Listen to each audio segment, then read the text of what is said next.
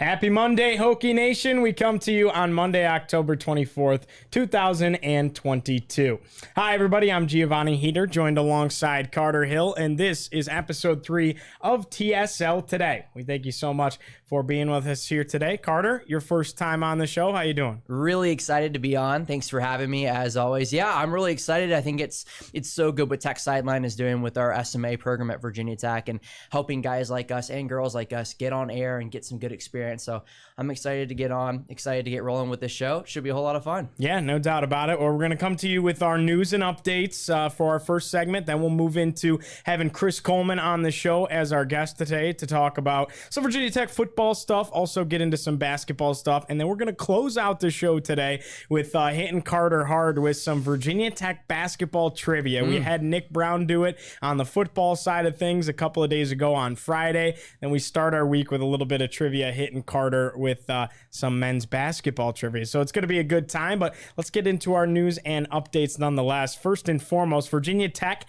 is set to unveil their ACC Championship Banner on Sunday, November 13th, as the Hokies take on William and Mary inside Castle Coliseum. Carter, this is the first weekend game. I believe that is probably why they chose this. They start their season on the 7th against Delaware State on a Monday. They'll play again on Thursday, and then they're going to unveil the banner on Sunday. What are your thoughts? Yeah, I think it makes sense. I think a lot of people wanted to wait until the Hokies played North Carolina on Sunday, December 4th, for obvious reasons, because one, it is your ACC home opener, and two, the Hokies knocked off the Tar Heels en route to that ACC championship. The other option was that Delaware State game. But at the end of the day, it is your season opener, but it's a Tuesday night game at 9 o'clock. Yeah. So I don't know how full Castle Coliseum will be for that one. Or maybe it's a Monday. Is it Monday or Tuesday? Yep, Monday. Okay. Yep. So it's a Monday night game at 9 o'clock. Delaware State, You play Lehigh at home that Thursday. Maybe a little bit better, but probably still not your best option. William and Mary comes in that Sunday night. It's your first weekend home game. It's the first time Castle Coliseum may be filled to the brim. So it'll be nice to be able to see a full Castle Coliseum, be able to recognize that Virginia Tech team that won the ACC a year ago. And I think it's the right choice. Yeah, no doubt about it. All right, well, our second bit of news here. NC State opens up as 13.5-point favorites on a Thursday night against Virginia Tech in Raleigh. Carter, what are your thoughts on that 13.5-point spread? If you're a betting man, are you taking the Hokies to cover, or you think things could get ugly on Thursday? I don't know if I can take the Hokies to cover at all the rest of the way based on how Virginia Tech has performed in 2022. Yeah, NC State doesn't have Devin Leary as their starting quarterback anymore, but they're still a really, really good football team. Maybe they're not the top 10, top 15 team that people thought they were going to be, but still, the Hokies got to go into Carter Finley Stadium on a Thursday night. It should be rocking. So, yeah, I still think the Wolfpack will take care of business pretty handily. So, I do think NC State will cover, unfortunately. Maybe Virginia Tech has that backdoor cover in them. Almost had it up at Pittsburgh. Did backdoor cover against Miami, but nah, I take the Wolfpack all the way. All right, so while we're talking Virginia Tech football, let's go ahead and take a look at this week's depth chart changes.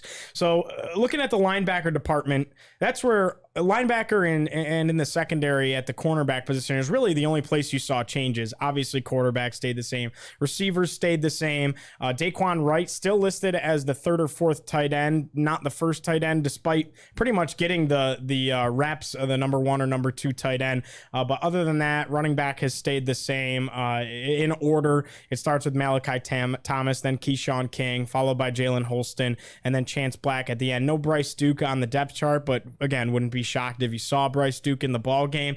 So let's look at where the changes did come. It started at linebacker. Jaden Keller and Kelly Lawson are back on the depth chart. Mansour Delane was moved up to number 1 at corner. Breon Murray demoted all the way down to number 3 after playing 13 snaps against Miami. He kind of got lit up, for lack of a better term, against the Hurricanes. And then DJ Harvey upgraded to number 2. So again, a lot of the changes came at the cornerback spot.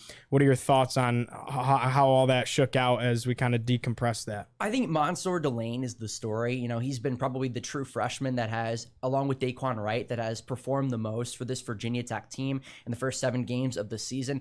There had been some struggles defensively in the secondary at the cornerback position, particularly after that Pitt game. You know, you give up 45 points. The defense looked pretty good early on in the season, but that 45-point performance at Pitt, and then last week at Miami, struggled early on. Breon Murray struggled early on. They go to Mansour Delane, and He had a pretty solid game for Virginia Tech. He was one of the highest grading defensive players of the game for Virginia Tech, I'm pretty sure, on Pro Football Focus. He's been somebody who, I know Chris always talks about it, he's somebody that Virginia Tech has to burn the red shirt, and he's somebody that can contribute this year and help the Hokies out, and that will really help him out going forward. It's no secret that this year for Virginia Tech is about rebuilding and building for the future. That's what Brent Pry has set out to do, and that's what the coaching staff has set out to do. So Mansour Delane, there are some guys on this team right now that, yes, you can redshirt, get stronger, and that's best for their future. But Mansour Delane is a guy who can go out there and help you win games right now and get better on the fly. And he has a shot to be a really, really solid cornerback here in Blacksburg for a long, long time. All right, our last bit of football news here. Virginia Tech versus Georgia Tech. Football game on November 5th has officially been announced as a 12:30 kickoff televised on your regional sports network. Tough to see that. I mean, it's not an ACC network game, so it's not a nationally televised game. Kind of your thoughts as we debrief that. It's the second time that's happened so far this year after the Miami game was scheduled that way, and it probably won't be the last. No, probably not. It's not surprising at all. You know, Georgia Tech is not a very good football team. They did lose to UVA on Thursday night. Yes, they had won those 2 straight games after firing Jeff Collins, but the Yellow Jackets still aren't a very, very good football team. Virginia Tech obviously is on a very good football team. You're sitting at 2-5 right now. In all likelihood, you're going to be sitting at 2-6. It's arguably the worst game of the weekend in the ACC, which is so sad to think about because Virginia Tech, Georgia Tech for the longest time, I know you didn't grow up with Virginia Tech football, but that's what decided the Coastal Division. Right. That in Miami, but mainly Georgia Tech. It went through, Nick, I don't know if you know off the top of your head, but for years, it was either Virginia Tech, Georgia Tech. Whoever won that game was going to the Coastal. It was something like 7 or 8 straight years where that happened.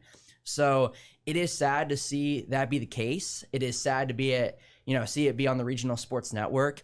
I do like listening to Tom Wormy. I do like Tom Wormy. I was going to say we get to hear Mr. Wormy. But I understand the frustration because a lot of people, especially those that have YouTube TV or any sort of streaming, are unable to watch the game. So I understand the frustration. But you look at some other games in the league that week, I think Florida State and Miami play that weekend. Wake Forest has a big game at 8 o'clock that ended on the ACC network. I'm pretty sure. Is it NC State maybe? NC State Wake?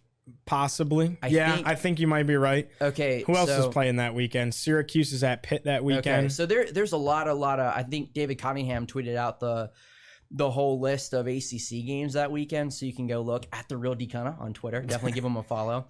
So when you look at the whole slate of ACC games that weekend, you're like, I can understand. Right, exactly. Yeah. I can understand because the ACC, I think it's contractually obligated to having one game on the regional sports network a weekend, and Virginia Tech, Georgia Tech probably was the obvious choice. All right, last bit of news for Virginia Tech fans today on a Monday.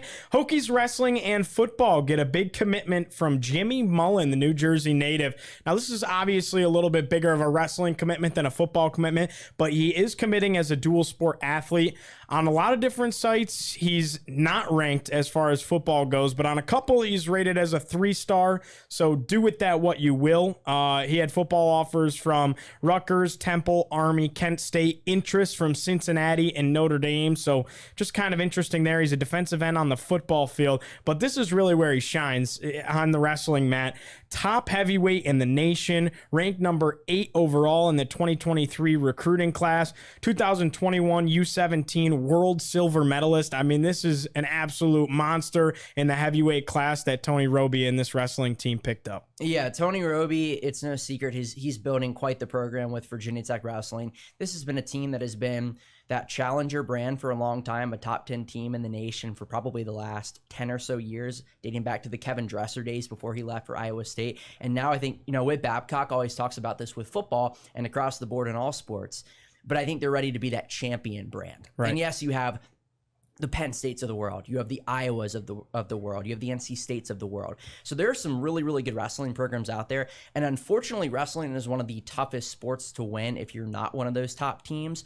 I think wrestling every single year, it's 2-3 teams that have a shot of winning it just based on how the tournament and the championships are formatted. Right. And I think Virginia Tech is ready to take that jump to the next level in the next few years, to the point where they can be one of those top 2 or 3 teams. That's something Virginia Tech has not done yet. Obviously, they have never won a team national title in wrestling. Mekhi Lewis obviously is an individual national champion, but Tony Roby and the Hokies are seeking to finally, get that team national title. And I think this is something that, you know, allows them to take a right step in that direction. And I think when you continue to bring in these top recruits from all around the country, New Jersey, they've had a pipeline there for quite some time. Yeah. You can continue to, you know, take those steps in that direction. And all of a sudden, boom, you got a top 5 team in the country and a team that can compete for the national title. Yeah, no doubt. I mean, New Jersey has developed as a serious hotbed as far as wrestling talent goes, really for the last, 50 plus years. So very cool to see